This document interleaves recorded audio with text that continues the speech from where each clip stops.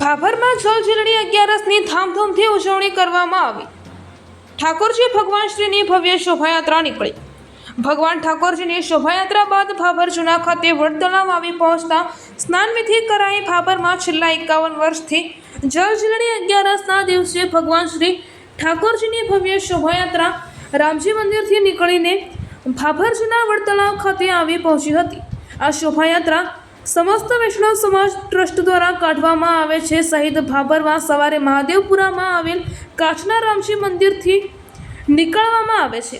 भाभर ठाकोरजीनी शोभायात्रा पारकर लोहाणा महाजन द्वारा शोभायात्रा निकળી હતી। ત્યારબાદ સોની બજારમાં આવેલ મોટા રામજી મંદિરથી સમસ્ત વૈષ્ણવ સમાજ દ્વારા ઠાકોરજીની ભવ્ય શોભાયાત્રા ધામધૂમથી રંગેચંગે નીકળી હતી, જેમાં વિવિધ નાના બાળકોએ વેશભૂષા ધારણ કર્યા હતા અને મનોરંજન સાથે ધાર્મિક કાર્યક્રમો યોજવામાં આવ્યા હતા। ત્યારબાદ શોભાયાત્રા ભાભરના રામજી મંદિરથી લઈને વડતલાવ સુધી જઈને ઠાકોરજી ભગવાન શ્રીને સ્નાન કરાવી 5 ઘરે ભગવાનની પધરામણી કરી શ્રી ઠાકોરજી મંદિર પરત ફરે છે। ભાભરમાં આ પરંપરા વર્ષોથી ચાલી આવે છે। આ શોભાયાત્રા સમગ્ર વિસ્તારમાં ફરે છે। ભાભર રામજી મંદિર આઝાદ ચોક મહાદેવપુરાથી ભાભર જૂના માં આવેલ હનુમાનજીના મંદિરે પહોંચે છે તથા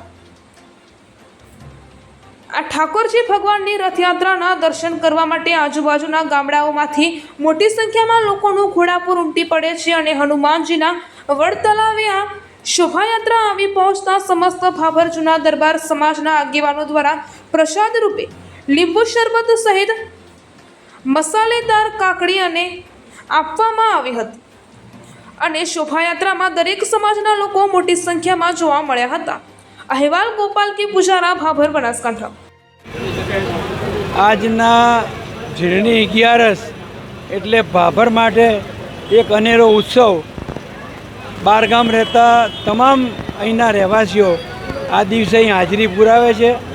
જેમ જગન્નાથ ભગવાન દર્શન આપવા આવે છે એ રીતે આ છેલ્લા 72 વર્ષથી આ પ્રણાલિકા ચાલે છે અને ભગવાન મંદિરમાંથી અહીં ઝીલવા માટે લાવવામાં આવે છે અને પધરામણી કરવામાં આવે છે। ભાભરના એક છોકરાઓ, બેન દીકરીઓ સારા પ્રસંગે આવવાનું કે ના કે, પણ સાસરામાં એવું કે અમને ભાદરવા સુદ 11 દિવસે ભાભર જવા દેજો, એવી કેટલી દીકરીઓ અહીંયા આજે હાજર છે। અને રામાયણ પારાયણ જે 72 વર્ષથી સતત 72 વર્ષથી આ અહીંયા રામાયણ પારાયણ થાય છે, જેમાં એટલા બધા ઉત્સાહથી લોકો ભાગ લે છે। અને એમાં જ્યારે દીકરીઓને ગાવાનું આવે છે, એક કડી પુરુષો ગાય છે, એક કડી દીકરીઓ ગાય છે, ત્યારે દીકરીઓ એવો રંગરાગથી ગાય છે કે તમે સાંભળો તો તમને એમ લાગે કે રામાયણના આટલા બધા રાગ છે, એમ તમને પોતાને નવાઈ લાગે।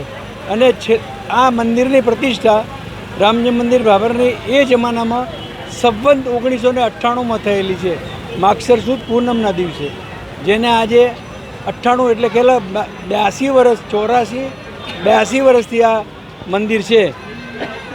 એકવાર પછી જૂનું મંદિર હશે એ જુદી વસ્તુ છે, પણ આ નવું મંદિર 82 વર્ષથી મંદિર છે અને 72 વર્ષથી આ પ્રણાલિકા ચાલે છે।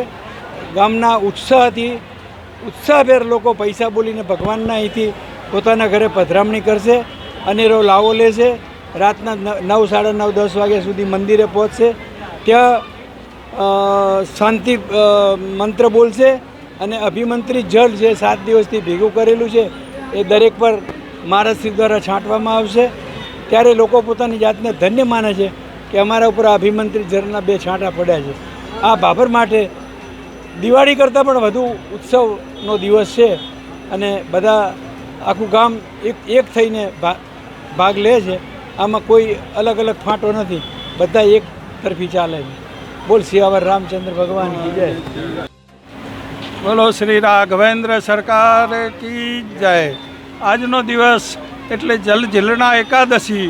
ભગવાન નગરચર્યા કરીને દરેક લોકોને દર્શન કરાવે છે અને પછી ધામધૂમથી પધરામણી સાથે પાછા નિજ મંદિર પધારે છે અને આ લાવો ઘણા વર્ષોથી ચાલે છે અને એમાં તમામ સમાજો એક સમાજો એકત્રિત થઈને એનો લાભ લે છે। અને આ જળઝીલણા એકાદશીના પર્વમાં કોઈ નાત જાત ભેદભાવ વગર તમામ સમાજો વૈષ્ણવ ટ્રસ્ટના નેજા હેઠળ મળે છે અને કાયમી વર્ષોથી આ પ્રણાલિકા ચાલે છે।